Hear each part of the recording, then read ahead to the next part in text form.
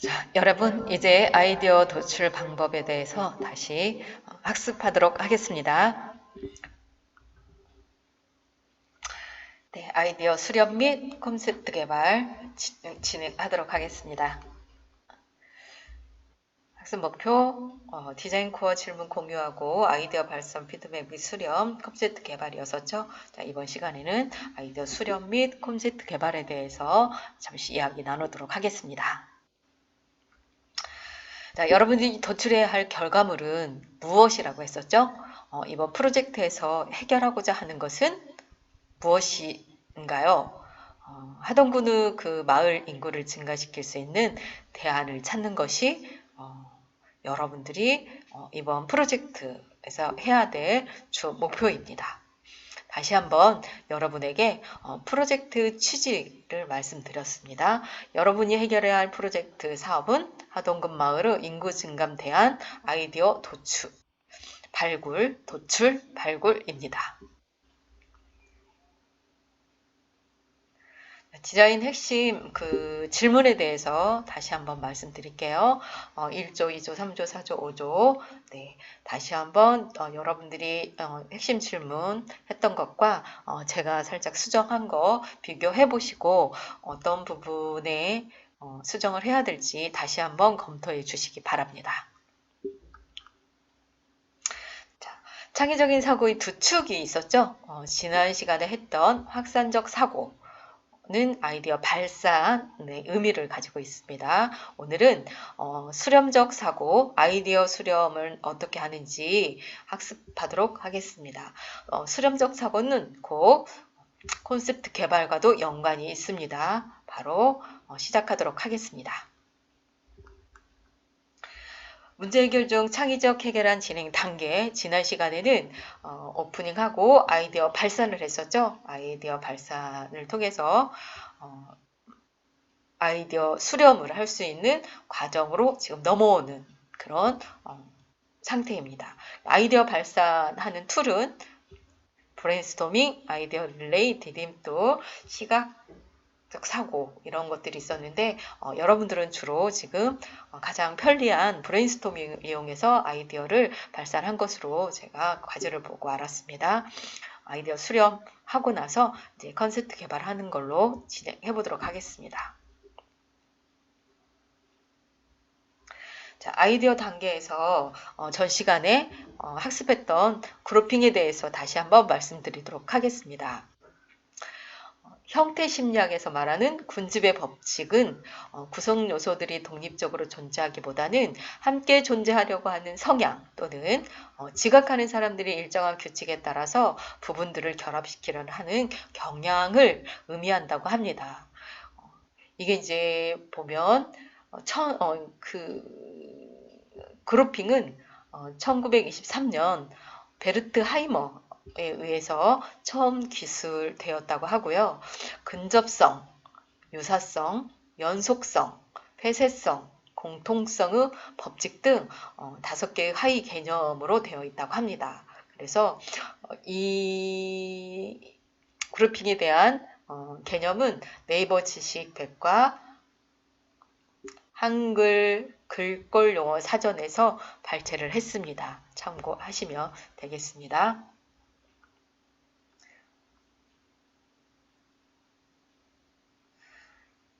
한마디로 말하면 그래핑은 우리가 제시한 아이디어들을 같은 속성으로 묶는 작업을 말하는 것이라고 생각하고 진행해 주시면 되겠습니다. 아이디어 발산 1조 거 예시를 들어서 설명을 해보도록 하겠습니다. 전 시간 피드백에서 보여드렸던 1조 아이디어 발산 내용입니다. 1조는 캠핑장의 도시 하동을 통해서 인구 증가를 해보려고 지금 문제를 정의를 내렸었습니다. 자, 아이디어 단계에서 우리가 좀 알아야 될 거를 몇 가지 말씀드리고 지나가겠습니다. 자, 아이디어 도출 단계에서는 고정관념을 깨고 창의적인 아이디어를 만들어내는 것이 매우 중요하므로 아이디어 도출 방법, 그러니까 툴을 활용하고 있습니다. 그러나 이 툴을 활용하여 기발하고 창의적인 아이디어를 도출했다고 하더라도 완성도는 부족한 상태입니다. 따라서 아이디어의 내용을 수정 보완하는 작업이 필요한데 이를 콘셉트 개발이라고 합니다. 콘셉트 개발이라는 것은 아이디어 발산을 통해서 제시된 많은 의견들 중에서 고객의 문제 해결에 가장 적합한 핵심 아이디어를 정하고 여러 아이디어의 장점과 기능을 접목해서 최적의 콘셉트를 만들어내는 과정을 또 말하기도 합니다. 그래서 이 과정에서 실제 사용자가 활용할 수 있는 모습을 구체화해보고 필요한 기능이나 기술, 리소스 등도 고려해 보아야 한다고 합니다. 따라서 어떤 결과물이 만들어질지 또는 제대로 만들 수 있을지를 반드시 여러분은 생각해 볼 필요가 있습니다. 즉, 사용자에게 충분한 가치를 제공한다는 확신이 들어야 한다는 것입니다.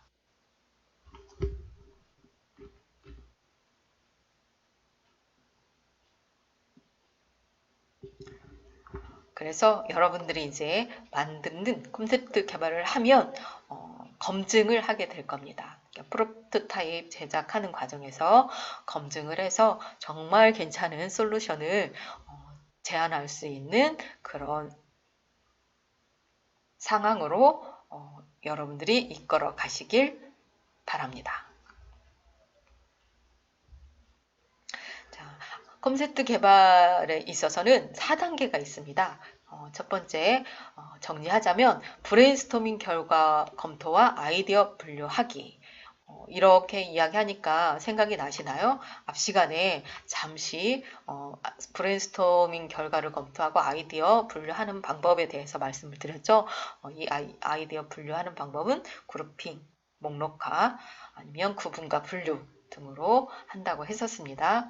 두 번째는 고정 주제를 선택하는 겁니다. 고정 주제를 선택하고 세 번째는 아이디어를 조합해서 실제 콘셉트를 개발하는 것이고 또 네 번째는 냅킨 피치를 작성해 보는 것입니다. 그래서 콘셉트 개발 4단계 기억해 두시기 바랍니다. 첫 번째, 브레인스토밍 결과 검토 아이디어 분류하기에서는 이런 것들을 좀 여러분들이 확인하고 숙지해야 될 필요성이 있습니다. 첫 번째, 중복되는 아이디어가 있으면 제거를 해야 되고요. 유사한 아이디어는 서로 옆에 두기를 합니다. 또 누락된 것이 있는지 확인하고 아이디어를 추가하는 것이죠. 떠오르는 주제를 목록으로 만들고 디자인 기준을 이용해서 우선순위를 설정하고 구현 용이성과 기대 효과를 참고해서 우선순위를 설정하시면 되겠습니다. 또 반드시 필요한 아이디어와 테마에 별표 표시를 해주면 더 좋습니다. 이거는 여러분들 교재에 일잘법에 나와 있습니다. 그러니 참고해 주시기 바랍니다. 아까 여기 떠오르는 주제를 목록으로 만들기인데 예를 들면 그 체험활동, 녹자 테마 등이 있는데 이것은 일조에서 아이디어 수렴하는 과정에서 이렇게 같은 유사성이 있는 것들을 묶어서 하나의 상위 개념의 주제를 설정해 주는 것을 말합니다. SNS 활용, 체험활동, 시설 추가, 대중교통, 독자 테마 이런 식으로 상위 개념으로 주제를 정해 주는 거예요. 고정 주제 선택하기가 있습니다. 두 번째, 여기서 고정 주제라는 것은 몇 개의 콘셉트를 만들 때 꼭 포함되어야 할 핵심적인 아이디어를 말합니다. 그래서 구슬이 서발이라도 깨워야 보배라고 한 것은 목걸이를 만들더라도 모든 시제품에 꼭 넣어야 할 구슬. 그러니까 캠핑장을 이용하는 고객이 마음에 드는 주제로 꼭 몇 개 선택해야 된다는 것입니다. 일조 같은 경우에. 또 아이디어 중에서 고정 주제를 선택하는 방법은 멀티보팅과 의사결정 그리드가 좋다.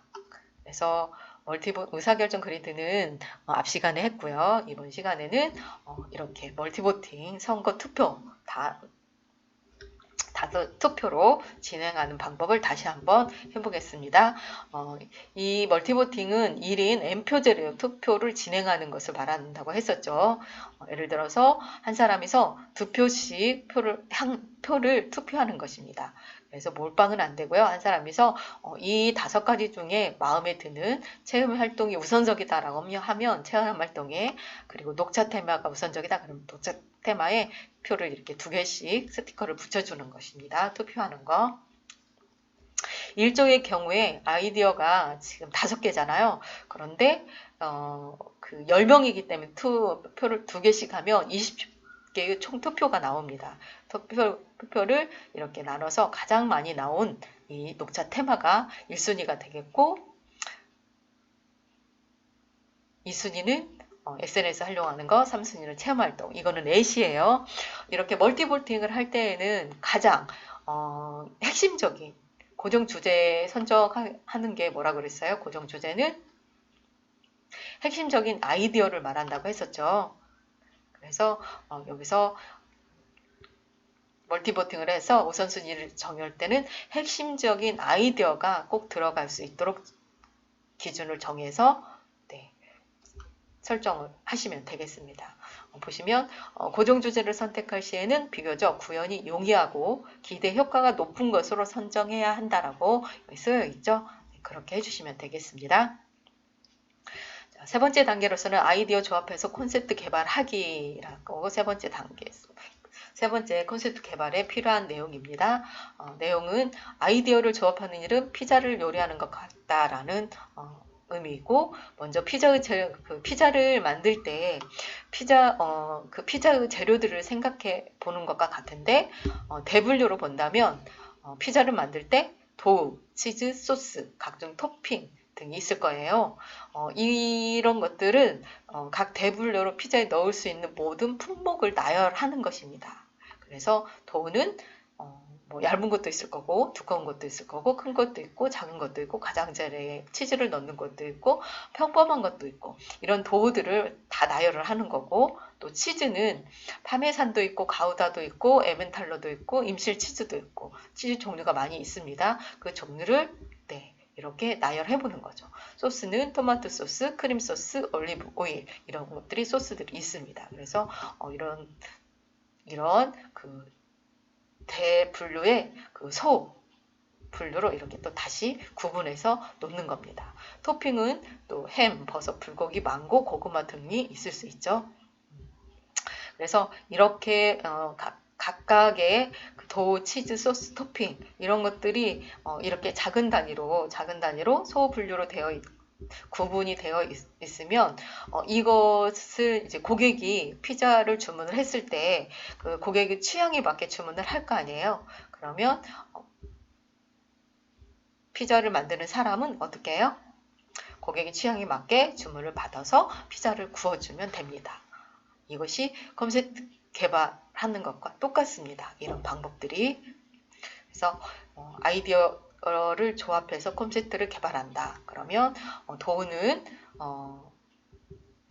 얇은 것으로 쓰고, 치즈는 임실 치즈를 쓰고, 소스는 크림 소스를 쓰고, 토핑은 불고기와 망고, 고구마를 넣고, 그래서 이렇게 넣어서 해달라고 고객이 요구를 하면 그 고객의 그 취향에 맞게끔 피자를 만들어서 구워서 판매를 하면 됩니다.